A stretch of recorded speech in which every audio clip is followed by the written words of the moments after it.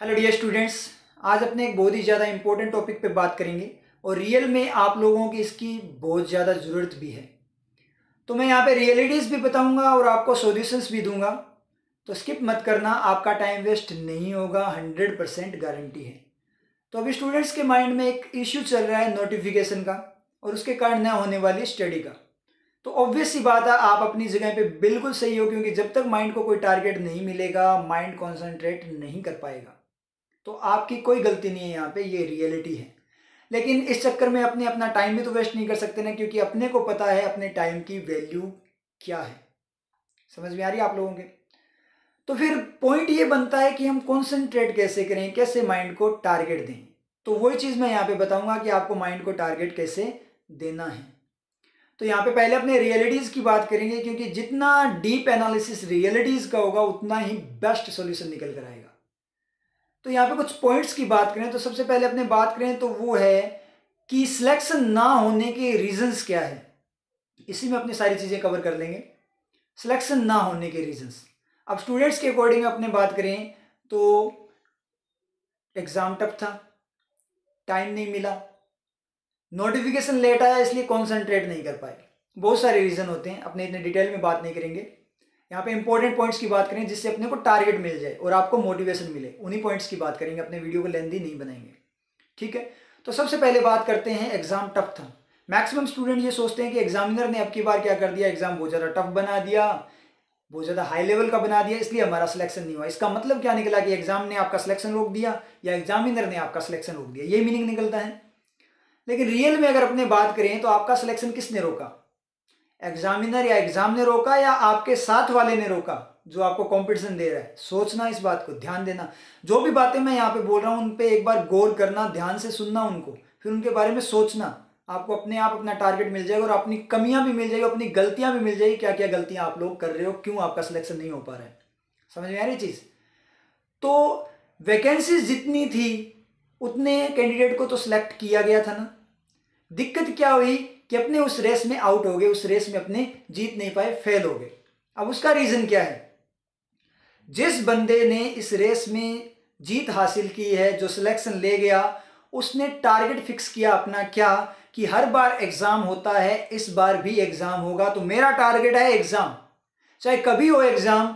मुझे क्या करना है, अपनी प्रिपरेशन इतनी तगड़े वाली रखनी है कि जब भी एग्जाम हो उस पॉइंट पे मुझे उस पर अटैक बोल देना, उस पर धावा बोल देना और फोड़ देना है पेपर को। और सिलेक्शन ले गया। अपना क्या था? नोटिफिकेशन आ जाए कब एग्जाम होगा, नोटिफिकेशन आ जाए कब एग्जाम होगा। इस चक्कर में अपनों ने अपना टाइम वेस्ट, बहुत ज़्यादा टाइम वेस्ट किया।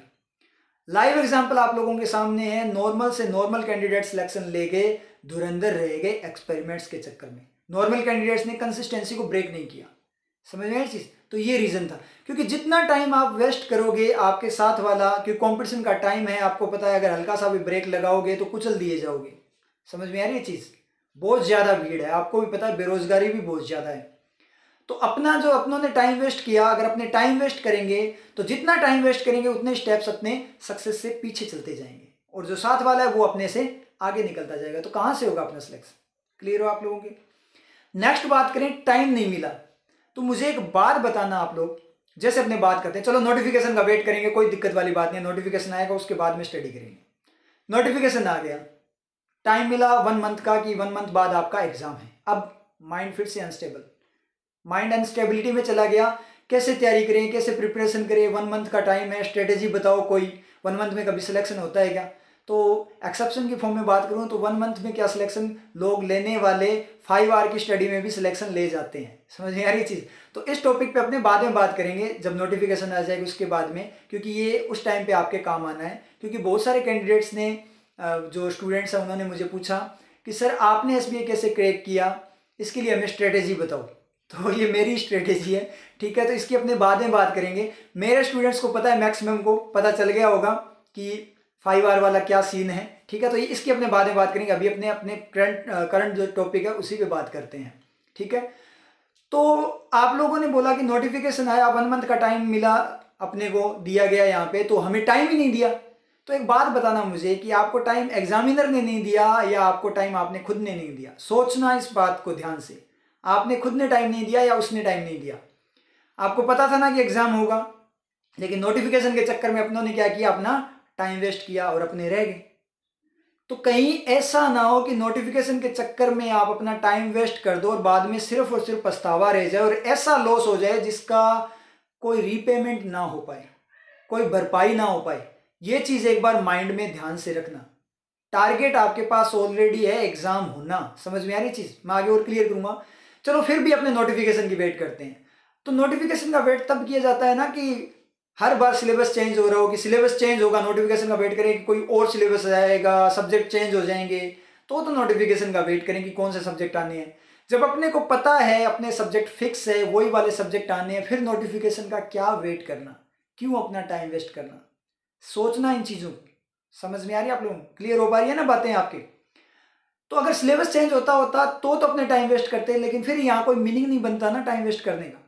अब मेन पॉइंट आता है टारगेट का, कि सर माइंड को टारगेट कैसे दें। तो आप लोगों के पास तो भर भर के टारगेट पड़े हैं। क्या टारगेट देना आप लोगों ने, आपको पता है रिटायरमेंट्स बहुत ज़्यादा है, आपको ये भी पता है ट्रांसफर होगा, और आपके पास प्रूफ भी है कि एसबीआई का प्रूफ है कि सितंबर में ज्वाइनिंग देनी है। समझ में आ रही चीज़। जब आपके पास टारगेट है कि सितंबर में ज्वाइनिंग देनी है, इसका मतलब एग्जाम कभी भी हो सकता है, तो उस टारगेट को टारगेट क्यों नहीं बनाते, उस पॉइंट को टारगेट क्यों नहीं बनाते कि सितंबर में ज्वाइनिंग होगी, इसका मतलब इस साल सिलेक्शन लेना है, इस साल रिक्रूटमेंट है और सितंबर में ज्वाइनिंग भी है, इसका मतलब एग्जाम कभी भी हो सकता है। तो ये टारगेट बना के क्यों नहीं चलते कि जब अपने को फिक्स ही हो गया कि सितंबर में ज्वाइनिंग है, कभी भी एग्जाम हो सकता है, कभी भी हो एग्जाम, मुझे ऐसी प्रिपरेशन रखनी है, मुझे ऐसा वेल प्रिपेयर्ड होना है कि जैसे ही एग्जाम आया मैंने उस पर अटैक बोल देना है, उस पर धावा बोल देना और फोड़ देना है पेपर को और सिलेक्शन ले जाऊंगा। ये टारगेट क्यों नहीं बनाते आप, फालतू अपना टाइम वेस्ट क्यों कर रहे हो। समझ पा रहे हो ना मेरी बातों को। तो एक बार फिर से मैं आपको बोल दूं, जो बातें मैंने आपको बताई है उन सभी बातों पे एक बार आप ध्यान देना, गौर करना, उन बातों पे अमल भी करना। एकांत में बैठकर, अकेले में बैठकर 10 मिनट उनके लिए सोचना, आंखें बंद करके रियलिटी को पहचानना कि आप रियल में क्या कर रहे हो, करना क्या चाहिए, कर क्या रहे हो, कहीं कुछ गलत तो नहीं कर रहे, कहीं गलत डायरेक्शन में तो नहीं जा रहे।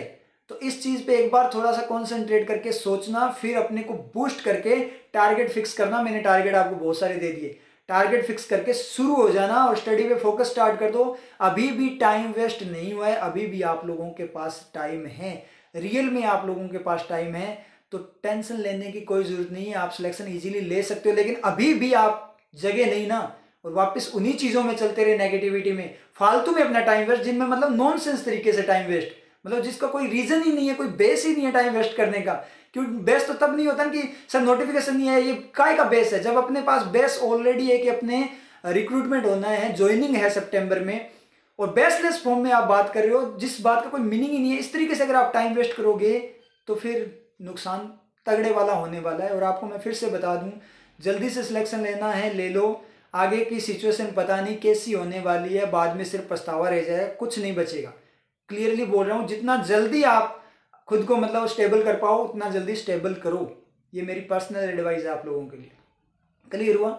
फिर भी अगर आपको मैंने मोटिवेशन दे दिया, पॉजिटिविटी यहाँ पे दे दी, फिर भी अगर आपको कोई नेगेटिविटी हो तो आप कमेंट कर देना, मैं वो आपकी सॉर्ट आउट कर दूंगा। ठीक है, क्लियर आप लोगों के। All the best, good luck.